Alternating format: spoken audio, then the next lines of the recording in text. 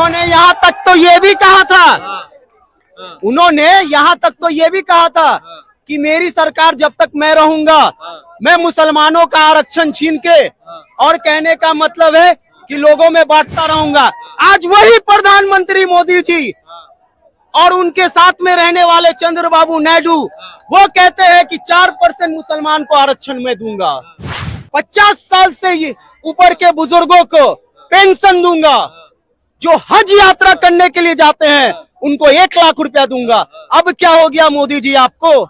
सपना तो बीजेपी वाले देख रहे थे, मुंगेरी लाल के सपने देखो, वो केजरीवाल शक्ल ना सुधर, आड़ा टेढ़ा मेरा तिरछा प्रधानमंत्री बनने जा रहा था, वही का पानी पी रहे हैं। अब तुम्हारी बारी नहीं है, तुम्हारी बारी नहीं है, अब बारी हमारी है। मैं दिल्ली में 7 लाऊंगा, पंजाब में 13 लाऊंगा, लाया कितनी? 3। और जेल में, अरे कहता मैं जेल से घबराता नहीं हूँ। अब जेल में क्यों घबरा रहा भाई? मुझे कूलर चाहिए, कहता मुझे कूलर चाहिए। अगर मैं प्रधानमंत्री होता तो गर्म पानी करने की रोड होती है ना, वो साथ में पहुंचा देता, बोले इसकी गर्मी ले। ये प्रधानमंत्री लायक है? इस बार 400 पार का नारा दे रही थी, इसको क्या क्यों 300 पर अटक गई? वही तो हम पूछना चाह रहे हैं कि 400 पार का नारा लगाने वाले कहाँ गए? जनता कह रही थी कि कुछ तो मान लो यार, 400 पार 400 पार 400 पार, 73 बन गया था जनता। अरे भाई कितना? 370 400 पार, 370 400 पार, और आया कितना? 300 भी नहीं आया। इससे बड़ी बेशर्मी वाली बात और बीजेपी के लिए क्या हो सकती है?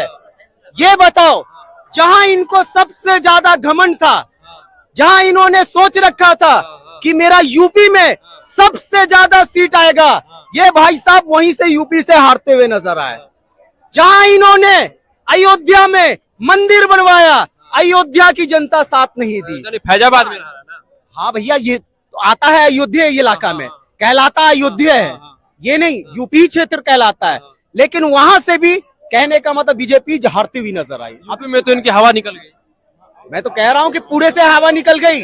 यहाँ तो जीत के भी बीजेपी वाले खुशी नहीं मना पा रहे हैं। 80 में सीटों पूरे सीट का दावा कर रहे थे। अब इसके क्या कहिएगा, कहाँ 80 सीट था और कहाँ 32 सीट आया? सबसे पहले कह रहे थे ना कि 80 में 80 बाजी मारेंगे हम। ये तो बहुत कुछ कह रहे थे, अब उनके बारे में आप क्या कहिएगा? जाहिर सी बात है, उन्होंने यहाँ तक तो ये भी कहा था, उन्होंने यहाँ तक तो ये भी कहा था कि मेरी सरकार जब तक मैं रहूंगा मैं मुसलमानों का आरक्षण छीन के, और कहने का मतलब है कि लोगों में बांटता रहूंगा।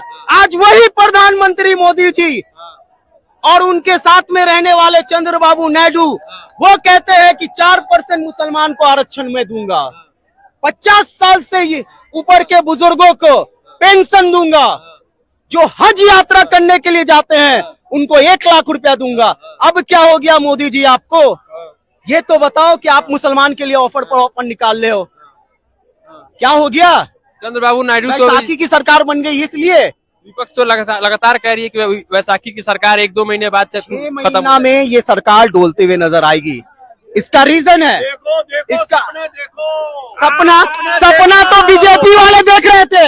मुंगेरी लाल के सपने देखो, वो केजरीवाल शक्ल ना सुधर, आड़ा टेढ़ा मेरा तिरछा प्रधानमंत्री बनने जा रहा था, वही का पानी पी रहे हैं। अब तुम्हारी बारी नहीं है, तुम्हारी बारी नहीं है, अब बारी हमारी है।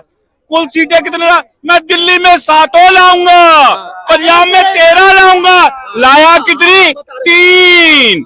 सातों की सातों आई है, एक भी नहीं आई है। केजरीवाल की बात हो रही है। केजरीवाल कहता था प्रधानमंत्री बनूंगा, पंजाब में 13 लाऊंगा, दिल्ली में 7 लाऊंगा, पंजाब में कितनी लाया? 3। जेल में पहुंच गए उसके अलावा। और जेल में, अरे कहता मैं जेल से घबराता नहीं हूँ। अब जेल में क्यों घबरा रहा भाई? मुझे कूलर चाहिए, कहता मुझे कूलर चाहिए। अगर मैं प्रधानमंत्री होता तो गर्म पानी करने की रोड होती है ना, वो साथ में पहुंचा देता, बोले इसकी गर्मी ले। ये प्रधानमंत्री लायक है? ये तेरा मेरा तेरा तिरछा है प्रधानमंत्री लायक?